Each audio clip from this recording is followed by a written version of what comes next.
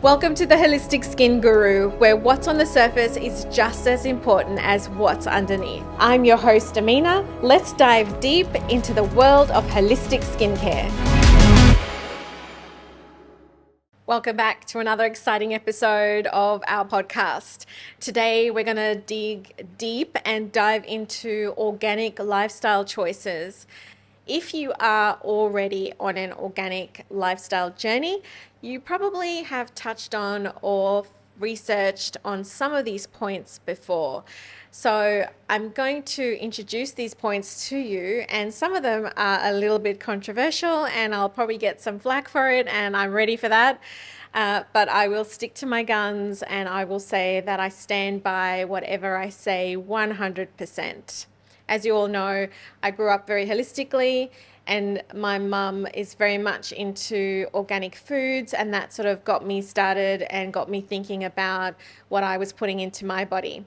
And I want to share that information with you guys so you can make informed decisions as well. So why should we choose organic food? A lot of people will say that's a lot of rubbish. There's nothing wrong with our food. We have lots of research and science backing a lot of the stuff that's on our shelves already, and that is true. However, we have to remain skeptical so that we can ask the right questions. Why? Because large corporations always have their fingers in the pie, and they also have a lot of influence politically. So they often get their way when it comes to things that are slightly controversial.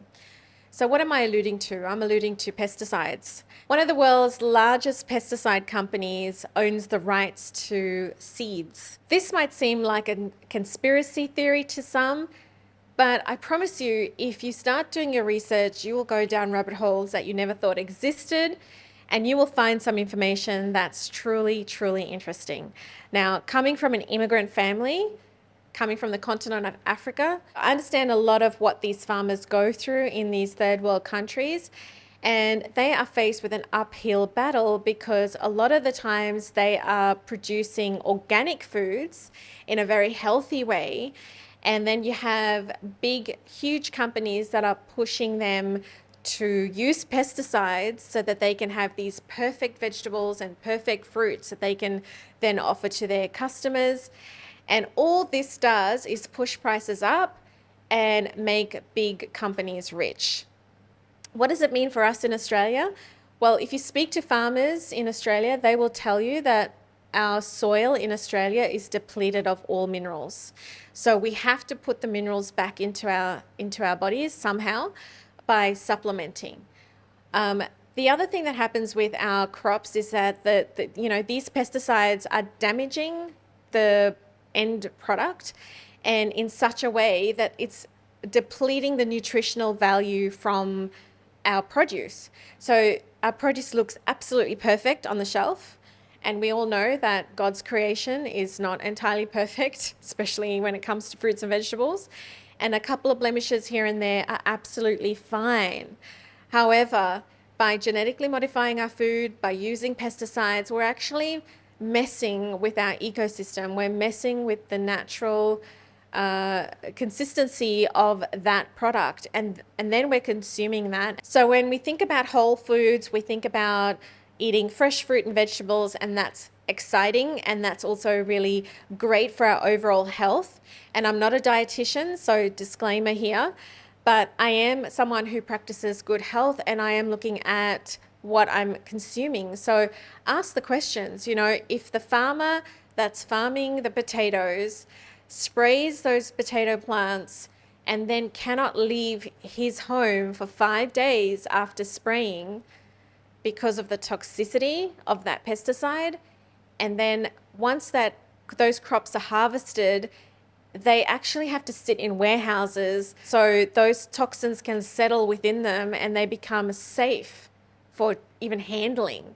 And I'm just talking about potatoes here. They're not all potatoes, but I'm talking about one specific potato that's used by one specific company for a specific kind of chip, if you know what I mean. And so these potatoes are not very good for us because, first of all, they have no nutritional value after they've been compromised so heavily. And no one's asking these questions. So I urge you to go online. Forget about the fact checkers. They're always going to tell you something else. Actually go in there and see what information is available to you. I spoke earlier about companies that are actually trying to take over the seed market. So they're making it so that the plants are genetically modified. They can't produce seeds for the farmers. So the farmers then have to buy the seeds. Do you see where I'm going with this? Question everything. What is that doing to the end product? And how is that impacting you as the end user, as the consumer? And what is that doing to your health? And the end goal is, what is that doing to your skin? Because if it's affecting our health, it's definitely affecting our skin. Our skin is our body's largest organ. And we usually see health conditions showing up in our skin as rashes or bumps or dullness. Sometimes the graying of the skin will also tell us a lot about what's going on in our bodies. So everybody knows what processed foods are, and we all know how toxic they can be for our systems. We don't generally try not to give our babies processed foods and then we consume them. So let's talk about processed foods and what that means. I don't have a lot of time to talk about this in depth, but I am going to talk about oils specifically. Processed oils are one of the biggest toxic ingredients in our cooking today. I want you to walk down the aisle and look in the oil in the supermarket. Look at the array of oils that are on display. Vegetable oils and seed oils are heavily processed. What does this actually mean? So I'm going to break it down for you. What the manufacturer actually does is they start extracting the oil from the vegetable or the seed. And in this process, they end up with an oil that's very gummy-like or sticky. And to be able to change a consistency so we get something that looks like oil, they need to degum this oil. In order to degum the oil, they use an ingredient called hexane. Hexane is a known neurotoxin. So it's frying your brain cells. Whether you like it or not, this is what it's doing to your body. But it doesn't stop there, because after they degum the oil, they then heat it to over 400 degrees.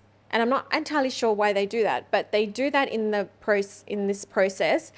And that makes this product rancid. It starts to stink. And in order to get rid of the smell, they will use sodium chloride to deodorize the product. Now, we all know sodium chloride is a carcinogen, so I'll let that sink in because we're not finished yet. After they've done that, they will then have a mixture that's quite cloudy. And to clarify that, they will then use chlorine. So these are the processes that they're putting the seed oils through to be able to have the liquid in the bottle that you see on the shelf. Now, I will let you make up your own mind about how you consume these products in the future. But my recommendation, and I know there's a lot of people out there in the holistic world that will tell you the same thing. They will say, stick to olive oil, cold pressed, organic, preferably. Stick to ghee or organic butter or lard, because these are in their truest forms, and this is going to be much better and healthier for you to cook with. We've spoken about whole foods, we've spoken about pesticides and toxins in the growing of our foods, and I've also spoken about the processing of certain products that are available for consumption in our supermarkets. The next thing I'd like you to think about is your water, tap water specifically. If you can avoid it, it's going to be a lot better for you in the long term, because tap water is full of fluoride. There was a Harvard University study done about 15 months ago, roughly, that actually proved how toxic fluoride is for us. It is a neurotoxin. So I'm encouraging you to go and do the research, because all of this information is out there. Harvard University is a respected university and research organization, and these were their findings. So the dental associations will have us believe that fluoride is good for us, and it probably is good for our teeth. However, it's not good for our brains. So we don't need it. We don't actually need to put it into our water. We need to be asking more questions. So I'm going to urge each and every one of you to start doing simple things in your daily life. When it comes to your food, if you can't afford to buy organic, because generally speaking, organic food is a little bit more expensive than the regular food on the shelf, and I totally get it. But in order to get the pesticides off your fresh fruit and vegetables, I'm going to encourage you to wash everything in a solution of water and bicarb. And that way you can give yourself a much better start to your cooking process by eliminating some of that toxicity from your food. What does this mean for your skin? Well, at the end of the day, when we consume food, we're consuming food to nurture us. We want it to sustain us, make us healthy, make us stronger. And the same thing is true for our skin. So our food intake, our water intake is what keeps our skin healthy. So start thinking about what you're putting on your plate and down your throat, and how that's going to reflect in your skin and in the health of your skin. I hope you enjoyed today's episode. If you'd like more podcasts like this, or you have any questions or ideas for topics, please leave it in the comments below. And if you enjoyed today's episode, give us a 5-star rating on Apple Podcast or Spotify. We'll see you on the next episode. If you like this podcast and you love our content, please leave us a review. We are happy to give you a 10% discount. If you would like to come in to experience our salon, just comment podcast in the booking online. The links are below, and I'll see you on the next podcast.